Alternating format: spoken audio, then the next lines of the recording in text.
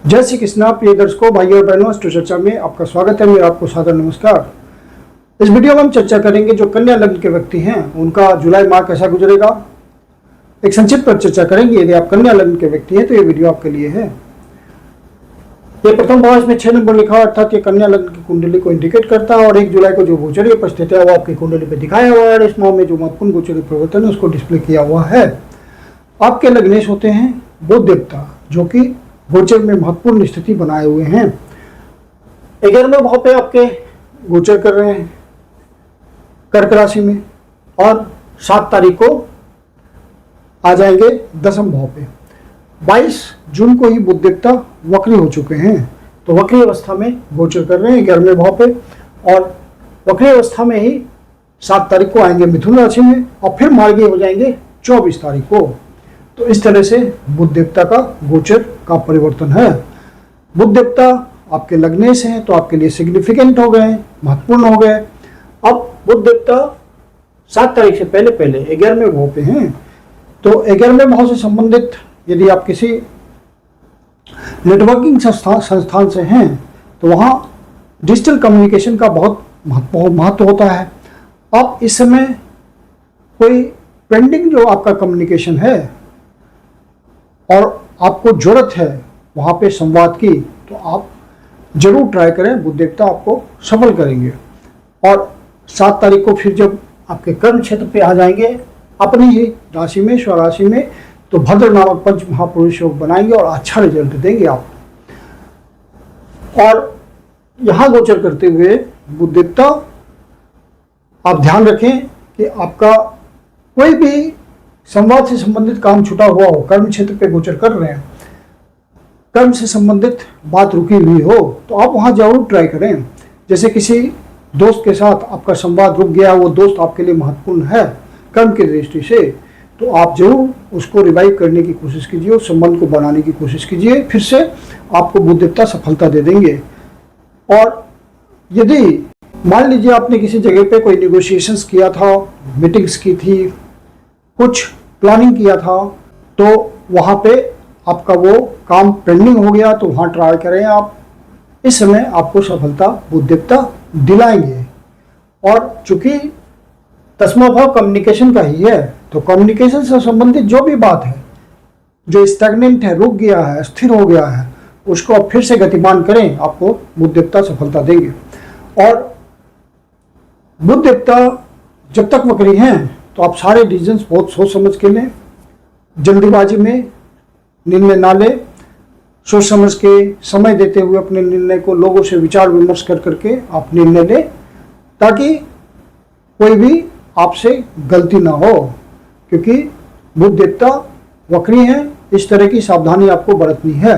बुध देवता जब तक वक्री हैं तो आप कोई इलेक्ट्रॉनिक ऑब्जेक्ट भी ना खरीदें, जैसे कि लैपटॉप, गैजेट्स, किसी भी तरह का इलेक्ट्रॉनिक गैजेट, मोबाइल, इन सब बातों को खरीदने से परहेज करें, क्योंकि इस समय इन सब उपकरणों के खराब होने की संभावना होती है। बुध देवता जब वक्रत्व से बाहर आ जाए, 24 तारीख को मार्गी हो जाए, तब आप फिर इन सब वस्तुओं को खरीदें। सूर्य देवता आपके 10वें भाव पे ही गोचर कर रहे हैं, तो सूर्य देवता का 10वें भाव पे गोचर करना बहुत महत्वपूर्ण है। डायरेक्शनल स्ट्रेंथ मिलती है, कोई आपको विशेष जिम्मेदारी मिल सकती है। यदि आप किसी बॉस के रूप में काम करते हैं, किसी सिग्निफिकेंट पोजीशन पे हैं, अथॉरिटी वाले पोजीशन पे हैं, प्राइवेट संस्था में, एमएनसी में या किसी सरकारी संस्था में, तो आपको जूनियर्स का सपोर्ट मिलेगा, सीनियर्स आपको आइडेंटिफाई करेंगे, और कोई प्रमोशन भी हो सकता है। इस समय सामाजिक स्थिति बढ़ भी सकती है। और सूर्य देवता 15 तारीख को जब 11वें भाव पे आ जाएंगे तो वो भी बहुत अच्छी स्थिति होगी, क्योंकि सूर्य देवता आपके यहाँ पे इच्छा पूर्ति करेंगे और साथ में आपको फायदा भी पहुँचाएंगे, बड़ा लाभ भी दिलाएंगे। हालांकि 12वें भाव से इनका संबंध है तो आपका खर्च भी कराएंगे, तो लेकिन जो खर्च कराएंगे वो इन्वेस्टमेंट के रूप में होगा और बाद में बड़े लाभ के रूप में आपको प्रकट होगा। बाहर से संबंध बनाने के लिए बहुत अच्छा होगा। कोई ट्रांसफर पोस्टिंग बाहर यदि आप चाहते हैं, देश के भीतर ही सुदूर प्रदेश में या विदेशों में, तो वहाँ पे इसकी संभावना बनेगी बहुत ज़्यादा। सरकारी अधिकारियों से आपको कुछ लाभ की भी स्थिति मिल सकती है। यदि आप लार्ज नेटवर्किंग संस्थान से संबंध बना के चलते हैं, सरकारी अधिकारियों से संबंध बना के चलते हैं, तो वहाँ आपको महत्वपूर्ण लाभ मिल सकता है। और बृहस्पति देवता आपके 11वें भाव पे गोचर कर रहे हैं, पहले से उच्च की राशि में गोचर कर रहे हैं, तो उच्च की तरफ फल देंगे। क्योंकि 11वें भाव पे हैं तो बड़े भाई से आपको सहयोग मिल सकता है, कोई आर्थिक मदद मिल सकती है, नज़दीकी दोस्तों से कोई सहयोग मिल सकता है, आर्थिक समाज के प्रभावी लोगों से आपको, गुरुजनों से कोई मदद मिल सकती है, जो कि आपके लिए जिंदगी में एक माइलस्टोन साबित हो। यदि आप लार्ज नेटवर्किंग संस्थान से जुड़े हुए, जैसे किसी एनजीओ वगैरह से पहले से जुड़े हुए हैं, तो वहाँ अचानक से आपको कुछ लाभ मिल सकता है। इस तरह की संभावना बनती है। बृहस्पति देवता आपको एक्सपेंशन देंगे। आपका डिजिटल काम है तो वहाँ पे आपको एक्सपेंशन मिलेगा, बृहस्पति देवता एक्सपेंशन देंगे। बृहस्पति देवता आपके शुभ भाव के स्वामी हैं और पद प्रतिष्ठा बिजनेस के भाव के स्वामी हैं और 11वें भाव पे गोचर कर रहे हैं। ये बड़ी अच्छी स्थिति है। इनकम बढ़ेगी, सुख के साधनों में वृद्धि होगी, पद प्रतिष्ठा मान सम्मान में भी वृद्धि होगी, बिजनेस में वृद्धि होगी। शनि देवता भी वहीं गोचर कर रहे हैं और गुरुदेव बृहस्पति की दृष्टि 9वीं सप्तम भाव पे आ रही है, तो ये एक अच्छी स्थिति है।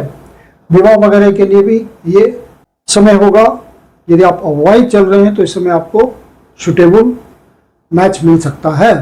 आप अपने परिवारजनों के साथ, न्यूक्लियर फैमिली में बच्चों के साथ, पत्नी के साथ, माता के साथ कोई सुख पूर्वक समय बिता सकते हैं। घर में रहने का मन करेगा आपको। यदि आप घर से वर्क फ्रॉम होम करते हैं तो आपको अच्छे इनकम की प्राप्ति इस समय हो सकती है। किसान भाइयों के लिए बढ़िया समय होगा इनकम जनरेट करने के लिए। बेसिक एजुकेशन के लिए भी बढ़िया समय होगा। शुक्र देवता 11वें भाव पे गोचर कर रहे हैं और 4 तारीख से 12वें भाव पे गोचर करेंगे। तो 12वें भाव पे शुक्र देवता का गोचर उच्च जैसा होता है काल पुरुष की कुंडली में, तो शुक्र देवता का रिजल्ट यहाँ भी आपको अच्छा मिलेगा। आप अपने सुख साधनों पे खर्च करेंगे, भोग विलास पे खर्च करेंगे और बाहर जाने का भी योग बन सकता है, घूमने फिरने के लिए या ऑफिशियल पर्पस के लिए। और चूंकि शुक्र देवता 12वें भाव पे गोचर करेंगे और 9वें भाव के स्वामी हैं और धन भाव के स्वामी हैं, तो धन का खर्च हो सकता है। 12वां भाव खर्च बताता है, तो वो आपका इन्वेस्टमेंट के फॉर्म में भी हो सकता है और घूमने फिरने के पर्पज से भी हो सकता है। इस भाव से संबंधित आप खर्च कर सकते हैं।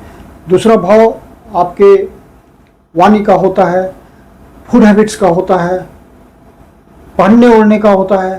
तो इन सब बातों से जो एंजॉयमेंट होता है वो आपको उन सब बातों पे खर्च कर सकते हैं आप। और चूंकि भाग्य भाव भाग्येश भी हैं आपके, तो भाग्य का साथ मिलेगा। 9वें भाव का आपके 12वें भाव से संबंध बन रहा है। इसका मतलब कोई बाहर की यात्रा, विदेश की यात्रा, लंबी दूरी की यात्रा हो सकती है। विदेश में सेटलमेंट के लिए आप ट्राई कर रहे हैं, वो भी एक अच्छा योग बना हुआ है। यदि आपके शुक्र देवता अंतर्दशा, यदि आपके शुक्र देवता आपके ओरिजिनल लेटर चार्ट के हिसाब से महादशा या अंतर्दशा में चल रहे हैं और कोई प्रॉमिस कर रहे हैं, तो ऐसा हो सकता है। और गुरुजनों से आपको सहयोग मिल सकता है। हायर एजुकेशन पे आप खर्च कर सकते हैं। तो शुक्र देवता का जो भी खर्च होगा वो आपके फायदे के लिए होगा। मंगल देवता 9वें भाव पे गोचर कर रहे हैं और आपके अष्टमेश हैं और साथ में आपके तृतीय से प्रयासों के भाव के स्वामी हैं, तो आपको प्रयास ज़्यादा करना पड़ेगा भाग्य का उत्थान करने के लिए। अष्टम भाव के भी स्वामी अष्टमेश हैं, तो अष्टम भाव से संबंधित जिनका प्रोफेशन है उनके लिए बढ़िया है। कोई फैक्ट्री चलाते हैं, प्रोडक्शन करते हैं, तो वहाँ पे न्यू इनिशिएशन करने का मौका मिलेगा। रिसर्च एंड डेवलपमेंट से जुड़े हुए हैं तो वहाँ आपकी एनर्जी लगेगी, कुछ सफलता मिलेगी। सीक्रेट एजेंसी से जुड़े हुए हैं तो वहाँ आपको कुछ सफलता मिल सकती है। गवर्नमेंट एजेंसीज के साथ कमीशनिंग के काम में है तो वहाँ आपको अच्छे कट की प्राप्ति हो सकती है। इंश्योरेंस सेक्टर में है तो वहाँ पर आपको अच्छा कमीशन मिल सकता है। बैंकिंग सेक्टर में दूसरों को लोन प्रोवाइड करते हैं, दूसरे के धन का मैनेजमेंट करते हैं, तो वहाँ आपको अच्छे कमीशन की प्राप्ति होगी। यदि आप मेटल्स एंड मिनरल से जुड़े हुए किसी भी कार्य से हैं, प्रोफेशन से हैं या बिजनेस से हैं, तो वहाँ आपको अच्छी सफलता मिल सकती है। ग्रेचुइटी पेंशन कोई अटका हुआ होगा, वहाँ प्रयास करेंगे तो आपको सफलता मिलेगी। तो इस तरह से मंगल देवता आपके भाग्य का उत्थान करेंगे। आपको प्रयास करना पड़ेगा क्योंकि प्रयास के भाव के स्वामी भाग्य भाव पे गोचर कर रहे हैं। मंगल देवता चूंकि अष्टमेश हैं तो ज़्यादा प्रयास करना पड़ेगा और कोई अचानक से अच्छी सफलता भी मिल सकती है, बड़ी सफलता भी मिल सकती है, क्योंकि 8वां भाव अचानक से होने वाली बातों का है।